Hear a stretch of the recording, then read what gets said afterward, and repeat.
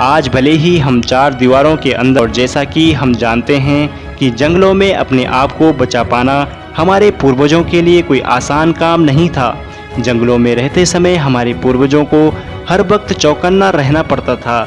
हर छोटी सी छोटी आहट को ध्यान से सुनना होता था, नहीं तो कोई भी शिकारी जीव पलक झपकते ही उनका काम तमाम कर सकता था। आपने एक चीज़ नोटिस की होगी कि प्रत्येक जानवर अपने कानों को हिला सकता है। दरअसल जानवर अपने कानों को हिलाकर उनकी ओर आने वाली आवाज़ को सेंस करते हैं ताकि वो आने वाले विषम खतरे को भांप सकें। कभी जंगलों में रह रहे हमारे पूर्वजों के कान भी इसी तरह हिला करते थे और वो छोटी सी छोटी आहट को सुनकर चौकन्ना हो जाते थे और वो अपने आप को आने वाले खतरों से बचा लेते थे। लेकिन आज हम इंसानों से कुदरत ने ये शक्ति छीन ली है। आज हम इंसानों के कान नहीं हिलते क्योंकि आज हमारी कान की वह मांसपेशियां खत्म हो चुकी है। आज हम इंसानों के कान नहीं हिलते क्योंकि आज हम जंगलों से बहुत दूर गांवों तथा शहरों में रहते हैं, जहां किसी भी तरह के जंगली जानवरों का हम पर हमला करने की संभावना बिल्कुल नहीं है।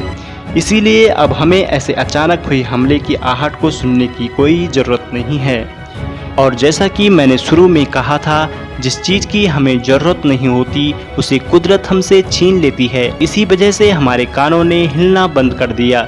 हमारे कानों को हिला पाने वाली मांसपेशियां आज नहीं हैं। वैज्ञानिकों ने जब इंसानी कानों की जांच की तो पाया कि कोई भी आवाज़ जब हमारे कानों तक आती है तो हमारे कानों की मांसपेशियां हिलने के लिए हरकत करती है, लेकिन लंबे समय से उनका उपयोग न होने के कारण वो कमज़ोर हो चुकी है। इसीलिए वो केवल थोड़ी सी ही हरकत कर पाती है, जो कानों को हिलाने के लिए पर्याप्त मूवमेंट नहीं है। अगर आपने यह गौर किया होगा कि ज़्यादा देर तक पानी में नहाने से आपके हाथ व पैरों पर सिकुड़न सी हो जाती है, तो क्या आपने कभी सोचा है कि ऐसा क्यों होता है और सिर्फ हाथों और पैरों की खाल ही क्यों सिकुड़ती है? अगर आपने यह गौर किया होगा कि ज़्यादा देर तक पानी में नहाने से आपके हाथ व पैरों पर सिकुड़न सी हो जाती है, तो क्या आपने कभी सोचा है कि ऐसा क्यों होता है और सिर्फ हाथों और पैरों की खाल ही क्यों सिकुड़ती है? आपके चेहरे की खाल क्यों नहीं सिकुड़ती? तो इसका जवाब है कि ये भी कुदरत की दी हुई एक शक्ति है जो आज भी हम इंसानों के पास हैं, भले ही आज हम इस शक्ति का उपयोग नहीं करते हैं।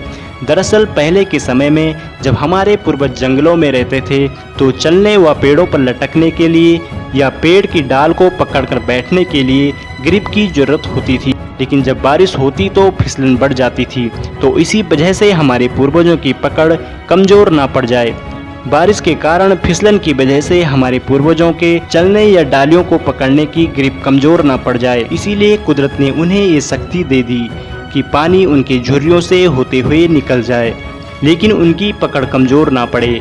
दोस्तों, आपने गौर किया होगा कि इस प्रकृति में जितने भी जीव या जानवर हैं, चाहे वह खुरों वाले हों या पंजों वाले, सबके चारों पैर एक समान होते हैं, लेकिन हम इंसानों के हाथ और पैर एक जैसे नहीं होते। जबकि बंदर भी अपने पैरों से वैसे ही चीज़ों को पकड़ लेते हैं जैसे अपने हाथों से।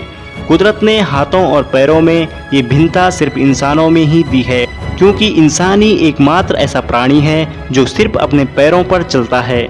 जब हमारे पूर्वजों ने अपने पैरों पर चलना नहीं सीखा था तब उनके भी चारों हाथ पैर एक जैसे ही थे, लेकिन जब हमारे पूर्वज अपने पैरों पर चलने लगे तब पैरों की उंगलियों का कोई काम नहीं रहा, क्योंकि उस समय हमारे पूर्वज अपने ही हाथों का इस्तेमाल चीज़ों को पकड़ने के लिए किया करते थे और धीरे धीरे पैरों की उंगलियां छोटी होती गई और पैरों पर पूरे शरीर का भार सहन करने के लिए पैरों के तलवे चौड़े होते गए। और इंसान का ये कर्मी विकास यही नहीं रुकने वाला, क्योंकि आज भी हम अपने पैरों की उंगलियों का कोई भी इस्तेमाल नहीं करते।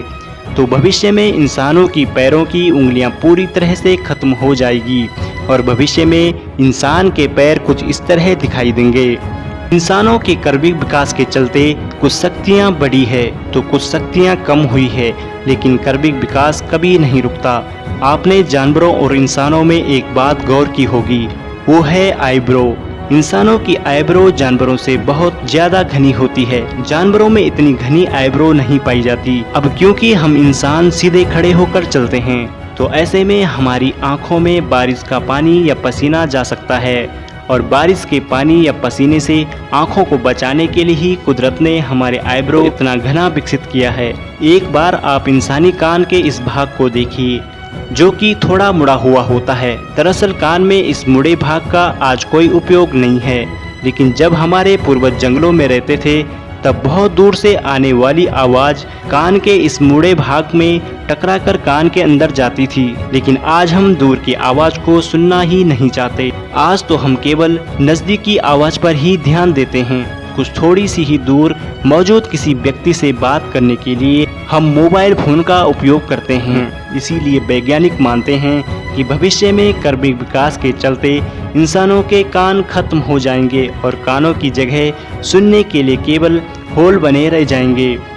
मैं एक बार फिर से उसी सवाल को दोहराना चाहूँगा कि क्या हम आज भी उतना ही मजबूत हैं कि कुदरत के नेचुरल सिलेक्शन वाले नियम में फिट बैठ पाएँ, या आज हम कमज़ोर हो चुके हैं और किसी दिन कुदरत का नेचुरल सिलेक्शन वाला नियम हम पर भारी ना पड़े।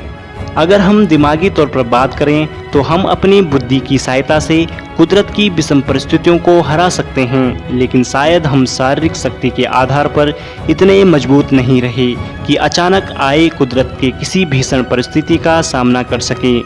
क्योंकि आज हमें लंबी दूरी तय करने के लिए अपने पैरों की ज़रूरत नहीं पड़ती, बल्कि हम मोटर गाड़ियों का इस्तेमाल करते हैं। आज खाने को चबाने के लिए हमारे दांतों को ज़्यादा मेहनत नहीं करनी पड़ती, क्योंकि हमारा खाना इतना सॉफ्ट हो चुका है कि नाम मात्र प्रयास से ही हम आसानी से उसे खा सकते हैं।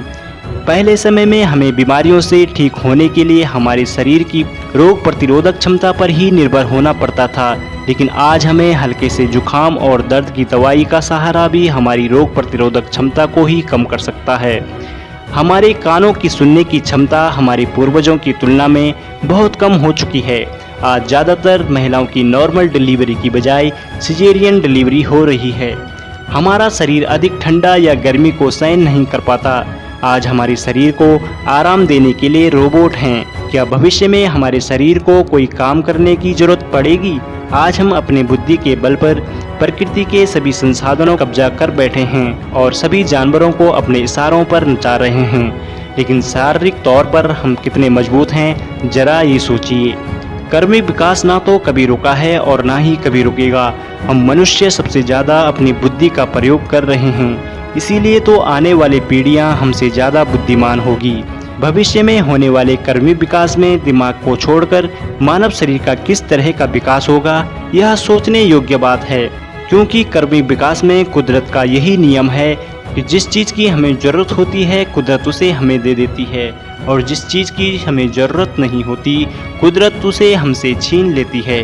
अब देखना यह है कि भविष्य में कुदरत हमारे साथ क्या खेल खेलती है।